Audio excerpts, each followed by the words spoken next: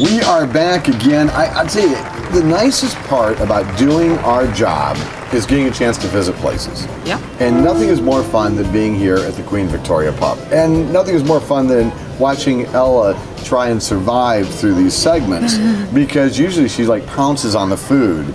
No such thing. But I have to backtrack and say one of the greatest things about jobs is being fed. The byproduct of it is moving around to different places. So there you have it.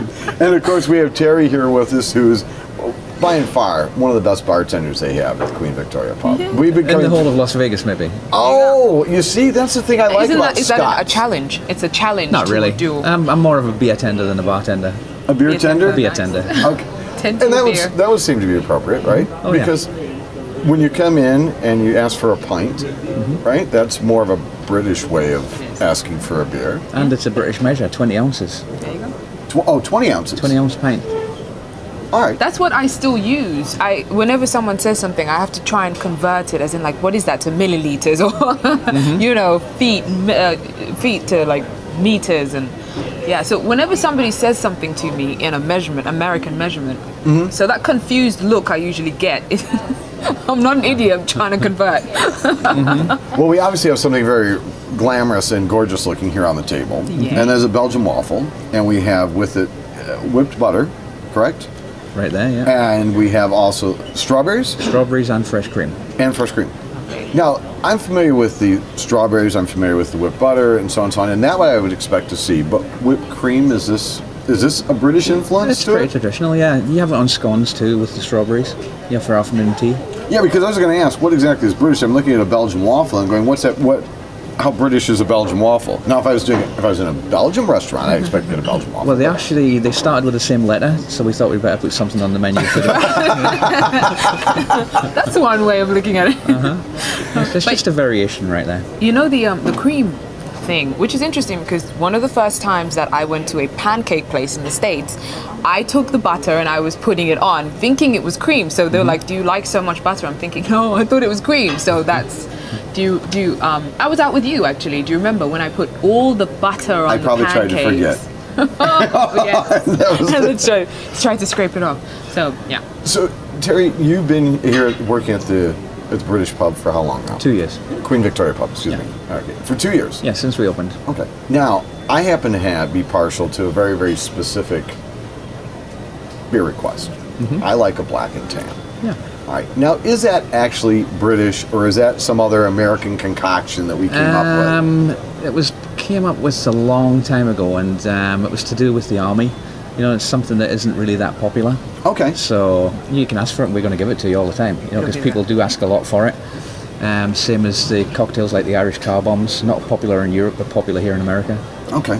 Is it Tom Collins? Tom Collins? Tom Collins. Is that No. No. Okay. No. All right. That's I think that's John Collins' brother. So now the other thing I was going to ask you, stop laughing at me over that. You know, I am not the international guy, but I do have a lot of questions when it comes to food and tradition and so on. Cultures, yeah. Okay, off the record, just between us. Off the record? Off the record, just between us. All right. Shut your eyes and ears now. How authentic is the experience when you come to the Queen Victoria Pub as compared to being back home? It's very authentic. Our food is just as it is in England, you know, with a couple of slight tweaks. One of our owners is a British chef, the other one's a British butcher. So we do take it, and some of our recipes are family-based from England. So, you know, people from different parts of England are going to have different ways to cook the things, but we try and keep it on a level. The British pub experience in the building is pretty close to what you'd find over there. The thing with British pubs in all over England, Scotland, is they're all different. So we've taken like the best parts of various pubs and combined them to make, you know, an overall effect. And the thing is, it's not just with the food or the atmosphere. You also have recreated a stage here, and there's live performances occur here at the Queen Victoria Pub.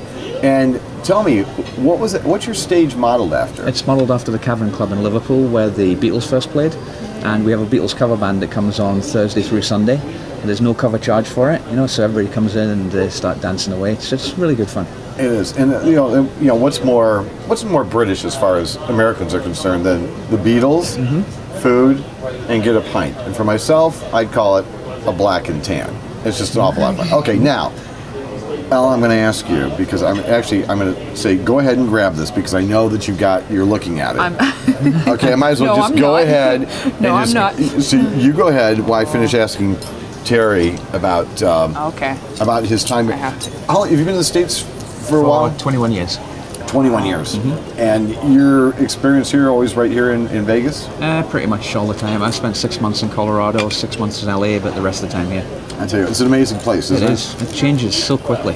And I really want to thank you and your entire staff here, and Mark and Nick and everybody for allowing us to be here this week. You're welcome. This has been so much fun. We'll be here again tomorrow, of course, Right. but this has been an absolute blast. Yeah, you're enjoying that. Yeah, I heard that, Mark.